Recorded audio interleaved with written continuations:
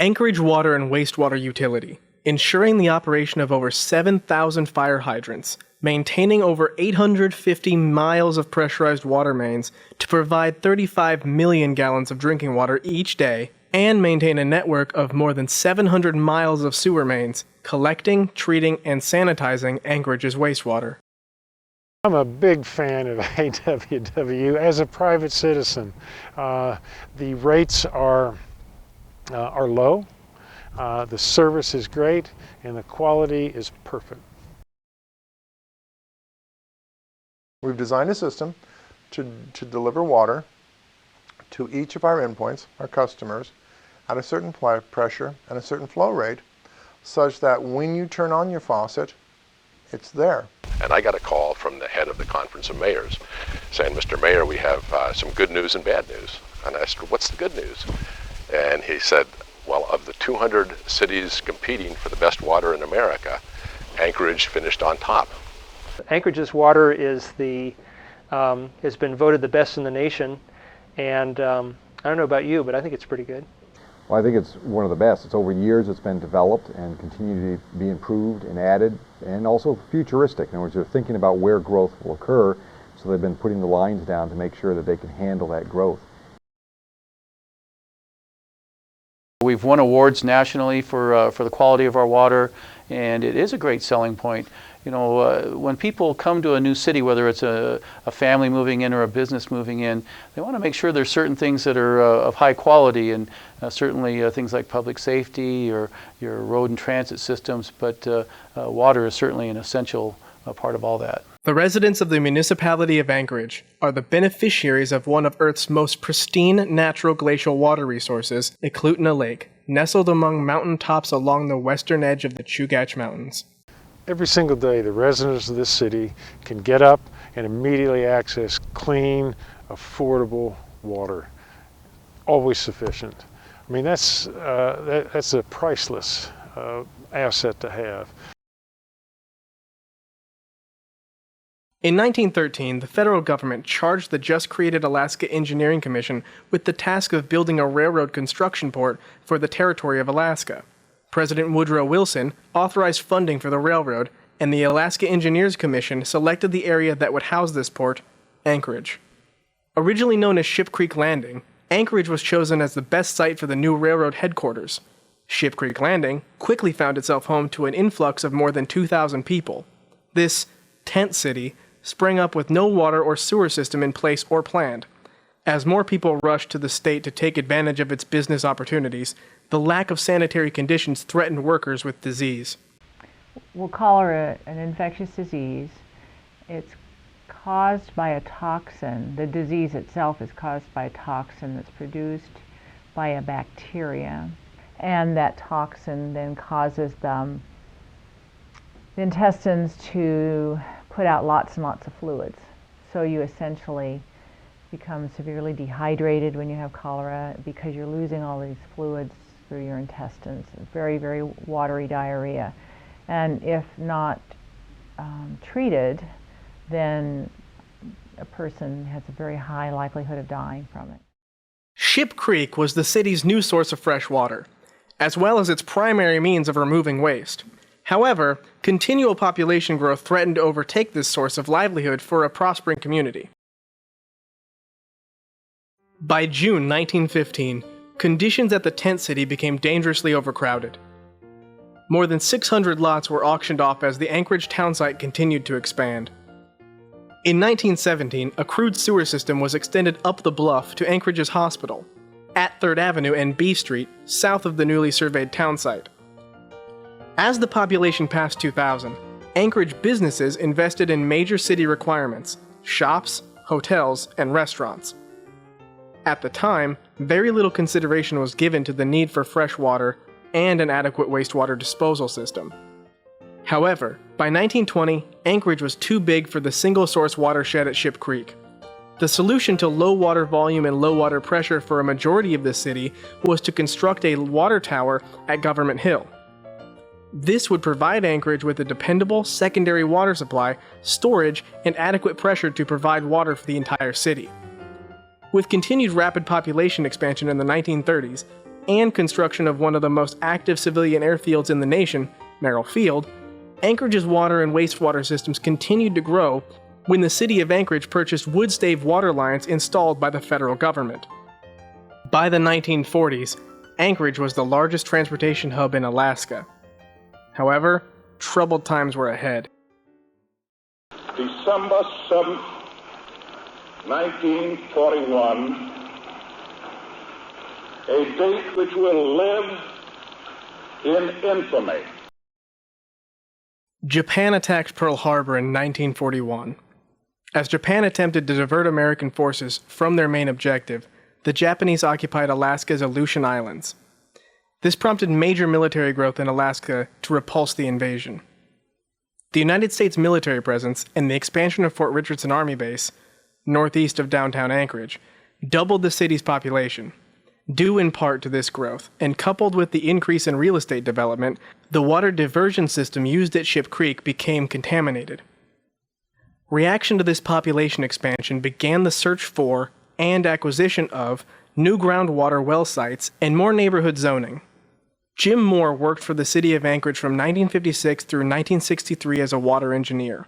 He worked for Central Alaska Utilities through 1967 and helped to develop Anchorage's first storm drain plans, as well as design the water and sewer lines for Service High School. He returned to work in 1989, retiring in 1995. I do remember that when they started testing those 4 major wells in 56, there were areas, the Chester Creek Flats, it was a low-income area. Some of their shallow wells went dry, as the drawdown of the big well, the cone of influence went out.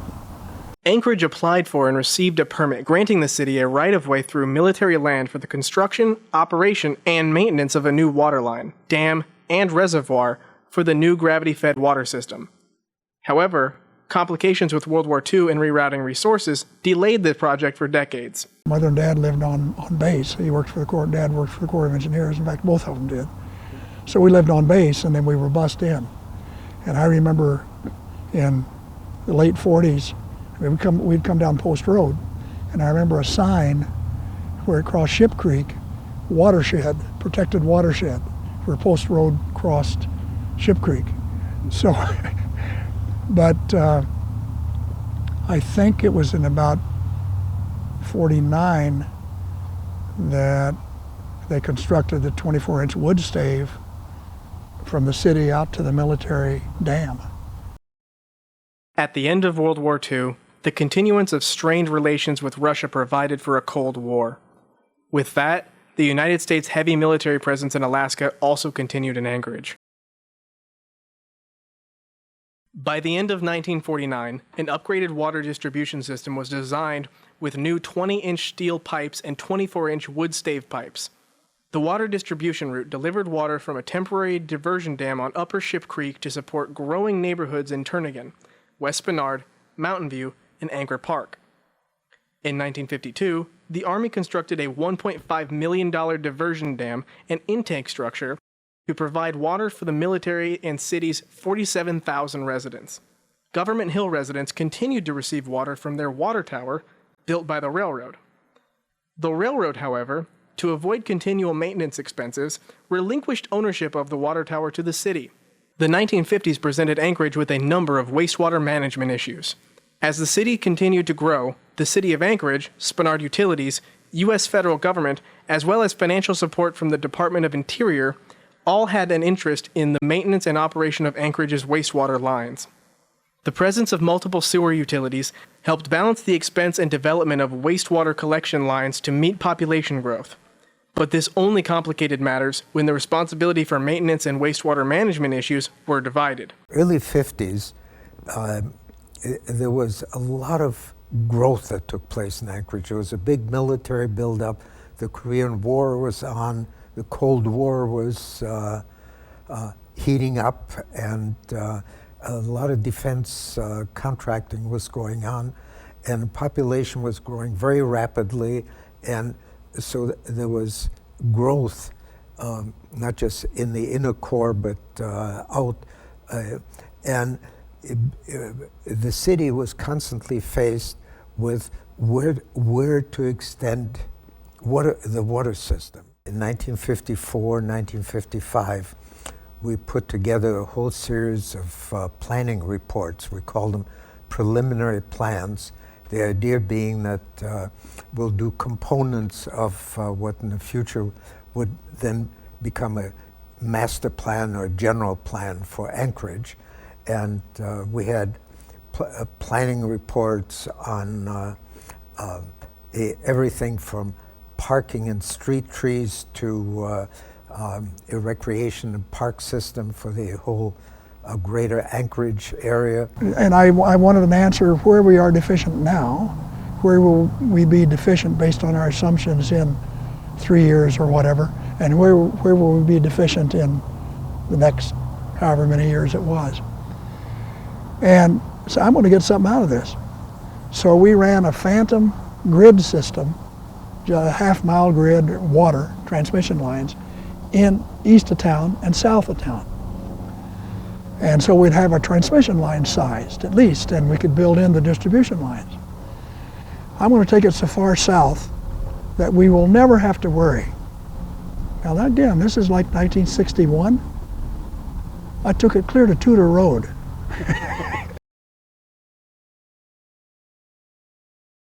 A good number of years on the Planning and Zoning Commission. We really had a battle about how to provide for the hillside and the emerging areas to the south and the southeast. And I think there was somewhat of a fear that we would not have, with individual wells and on-site septic tanks, that we could not continue that way. During the 60s, disputes arose between the city of Anchorage and Fort Richardson Army Base over who controlled the water rights to Ship Creek. These disputes ensued because it was the military who built the diversion dam as well as some of the water lines providing water to Anchorage.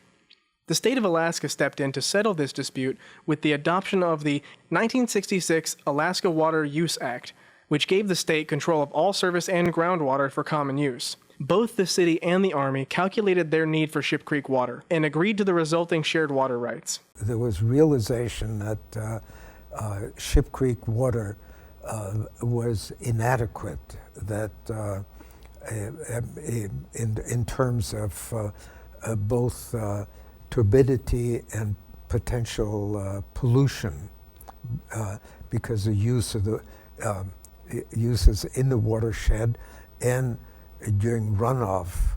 The water was in Anchorage was horrendous in those days. I remember the owner-operator of Snow White Laundry one day came in and brought in a plastic bag full of what looked like Spanish moss. Plopped it down on my desk and said, "I just took this out of my screens." Back in those days, I don't think they had a real flushing program, and if they did, it wasn't ongoing, and so you had a certain amount of sand and such sediment in the mains, but it was all chlorinated. It was safe. In 1962, the Ship Creek Water Treatment Facility was built to remove silt and other natural debris in order to improve the overall quality of drinking water from Ship Creek. It still operates today and serves Anchorage and the utility as its main backup source for drinking water to the Eklutna Water Treatment Facility. Since the year 2000, they turned it into a secondary plant where our primary source is Eklutna, secondary source would be our wells, which can produce about 15 million gallons of water. Then we turn around, and if we can't keep up with the system demand in June, July, etc., then we would bring Ship Creek on, and it serves to supply the remainder of the water that we need to have produced. The 1960s also ushered in two additional sewer operators in Anchorage. Spenard Public Utilities District, known as SPUD, they completed the Fish Creek sewer trunk and connected sewer lines throughout the Spenard area. Central Alaska Utilities, or CAU, building sewer lines in population pockets in East Anchorage and Sand Lake, and who completed the Campbell Creek sewer trunk. The Clean Water Act of 1972 prioritized the cleanup of Anchorage's wastewater system. This involved the elimination of multiple sewer outfalls into one treatment-regulated facility, the John M. Asplund Water Pollution Control Facility at Point Warrenzoff in 1973. Anchorage's solid waste is incinerated and its wastewater is treated, disinfected, and discharged into Cook Inlet. Well, it's certainly the scouring action of the very unusual high tide tidal action that we have in Cook Inlet was a real help in the early years when frankly it would have been impossible to finance the necessary facilities for the secondary and tertiary treatments. Their time is going to come, and it may be very soon, when we have to add those additional levels of treatment for us to be responsible as Americans and as citizens to make sure that the water that we return is as good as the water that we get in. That's a long-term goal, and it's one I know that AWWU will responsibly accept, gladly accept, and provide as part of their good citizen responsibilities.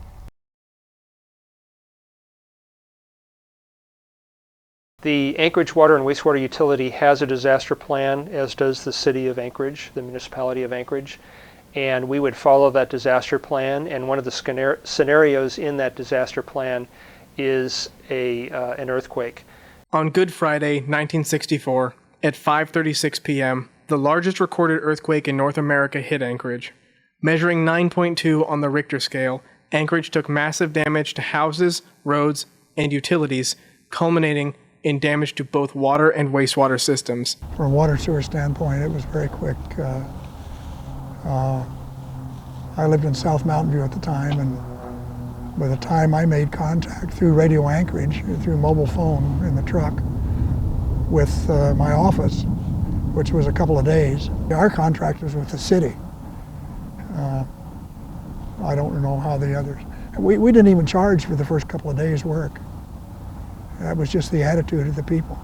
You know, it's an interesting thing that happens, and we've had some really big things happen. The earthquake was one. I think the Exxon Valdez was another. And people tend to come together, and a lot of peripheral stuff goes away. The things that you may complain with your neighbor about suddenly become very unimportant. Without question, the earthquake changed Alaska. Certainly the pulling together of people that were here, but it was also an influx of people, of money, of, in a sense, new organization just in response to a very massive event. You know, I remember a lot of political issues over the years, but to me, we are so far ahead structurally, just how the municipality runs, and mainly I think we've had pretty responsive leadership over the years. The Greater Anchorage Area Borough was incorporated in 1964 and maintains zoning regulations for all areas outside the City of Anchorage boundaries. This affected housing construction, commerce, parks and recreation, and utilities. In 1967, the headquarters for the water utility moved to 3000 Arctic Boulevard, where the entire utility is headquartered today. Following the vote in will of the people in 1975 to consolidate government entities, the City of Anchorage and the Greater Anchorage Area Borough formed the municipality of Anchorage. Sewer main problems are a little different. Typically it's not the pipe breaking, it's the pipe plugging or collapsing. We do have some older cement pipe that was installed in the 50s in our system, and a repeated cleaning of that pipe causes it to wear out.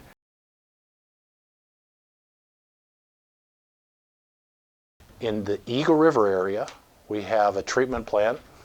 It's called the Eagle River Wastewater Treatment Facility, and it serves essentially the Eagle River Valley, and North Eagle River areas.